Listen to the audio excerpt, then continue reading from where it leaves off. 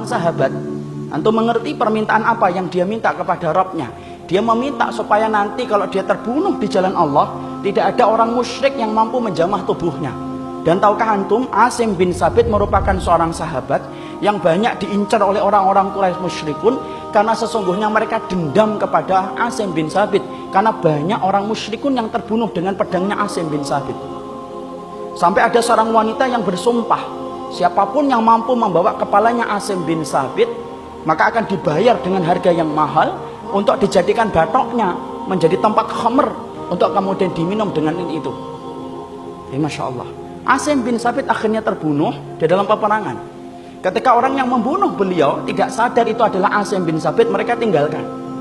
Sampai kemudian mereka mendapati berita bahwasanya itu adalah Asim bin Sabit yang kepalanya dihargai mahal. Apa yang terjadi? Asim kemudian orang-orang musyrikun balik lagi untuk menemui Asim bin Sabit. Tapi perhatikan bagaimana Allah mengabulkan doanya Asim bin Sabit. Allah bayar kontan itu. Asim bin Sabit ketika jasadnya sudah meninggal dunia, didatangi kembali oleh orang-orang musyrikun. Orang-orang musyrikun ingin menjamah tubuhnya untuk memenggal kepalanya, dibawa kepada wanita musyrikin yang menjanjikan harga yang mahal. Apa yang Allah turunkan? Allah kirim tawon dan madu untuk nyerang siapapun yang mendekati jasadnya Asim bin Sabit. Setiap ada yang mendekat kepada jasadnya Asim bin Sabit, diserang sama tawon, diserang sama lebah. Mereka kembali mendekat, diserang kembali oleh tawon dan madu. Mereka mendekat, diserang kembali oleh tawon dan madu, sampai mereka keletihan. Ketika mereka saling berbicara dan rembugan, gimana ini kita menyelesaikan masalah ini? Di antara mereka berkata, biarkan dulu sampai tawonnya balik ke kandangnya, ke tempatnya. Ketika mereka sedang menunggu, Allah turunkan air hujan. Tentaranya yang kedua setelah tawon, Allah turunkan hujan begitu derasnya. Saking begitu derasnya, maka kemudian air itu begitu banyak, bagaikan bah, sampai kemudian menggeret atau kemudian membuat jasadnya Asim bin Sabit itu kemudian jalan, hanyut bersama dengan hanyutnya air. Kemudian orang-orang musyrikun ingin mengejar jasadnya Asim bin Sabit, tetapi langkah kaki mereka tidak mampu menjangkau cepatnya air ketika membawa jasadnya Asim bin Sabit, sampai Allah tempatkan pada satu tempat yang sampai hari ini tidak ada yang tahu di mana Asim bin Sabit itu meninggal dunia dan kemudian berada. Allah bayar kontan. Ini menunjukkan kepada kita doa itu mustajab. Di mana doanya para sahabat bernilai akhirat. Jangan gampangkan dan jangan remehkan tentang doa, ikhwan.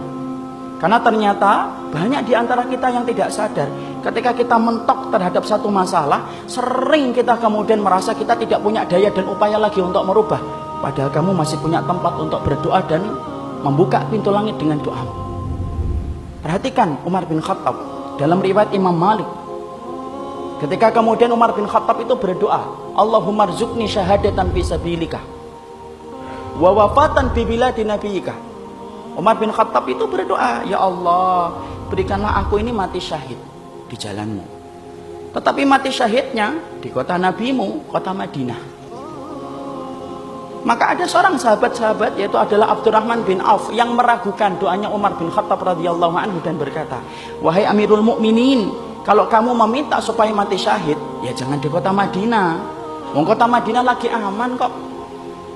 Kalau meminta mati syahid, sana loh di perbatasan Syam, sana loh di Mesir, ketika sedang berkecamuk jihad antara Amr bin As dan pasukan Romawi. Tapi ternyata Umar bin Khattab yakin dengan apa yang dia minta kepada Allah. Dia tetap berdoa supaya mati syahid, dan mati syahidnya itu di jalan di kota nabinya. Ternyata Allah membayar kontan apa yang diminta oleh Umar bin Khattab radhiyallahu anhu. Umar bin Khattab radhiyallahu anhu ketika peristiwa sholat subuh ditikam oleh Abu Lu'lu'ah al-Majusi. Di mana meninggalnya? Bukan di kota Syam, bukan di Palestina, bukan di Yaman, tapi meninggalnya adalah di kota Nabi yang beliau cintai, yaitu adalah Madinah. Jadi di situ kita fahami, berdoalah antum kepada Allah dengan cara yang benar. Karena sesungguhnya doa itu merubah yang mustahil menjadi mustajab. Perbanyaklah doa dalam urusan akhirat. Karena sesungguhnya itulah yang menjadi prioritas kita di dalam berdoa. Dan Allah ngajarin, kalau berdoa kepada Allah di dalam ayat ini, maka berdoalah antum kepada Allah dengan antum memuji Allah terlebih dahulu. Makanya mari kita bahas sebentar. Bagaimana sih adab seorang mukmin itu ketika berdoa? Angkat tangan. Maka kemudian di dalam kita berdoa, tidak boleh bagi kita itu kemudian tanpa mengangkat tangan. riwayat-riwayat yang menerangkan tentang kita berdoa kepada Allah diterangkan secara mutawatir lafzi, yaitu adalah diterangkan dengan riwayat yang berlimpah dan banyak. Rasulullah itu mengangkat tangan di dalam dia berdoa dan memohon kepada Allah. Mengangkat tangannya tidak boleh sejajar dengan pusar, tidak boleh sejajar dengan perut, tapi kemudian sejajar dengan bahu. Begini cara kita meminta. Tapi Syekh Utsaimin menerangkan ada 4 tata cara kita mengangkat tangan dalam berdoa. Yang pertama, tidak boleh ngangkat tangan. Kapan kita berdoa tidak boleh ngangkat tangan? Antum ketika sujud jangan ngangkat tangan, batal. 2, tasyahud, tidak boleh ngangkat tangan. Antum berdoa ketika sujud apakah menjadi mustajab? Ustaz, mustajab. Aqrabu ma yakunul abdu bi rabbih inda sujudi fa aksiru fihi du'a faqaminun ayyustajaba lakum, rawahu Muslim. Sesungguhnya kedudukan yang paling dekat antara Allah dengan hambanya itu terjadi ketika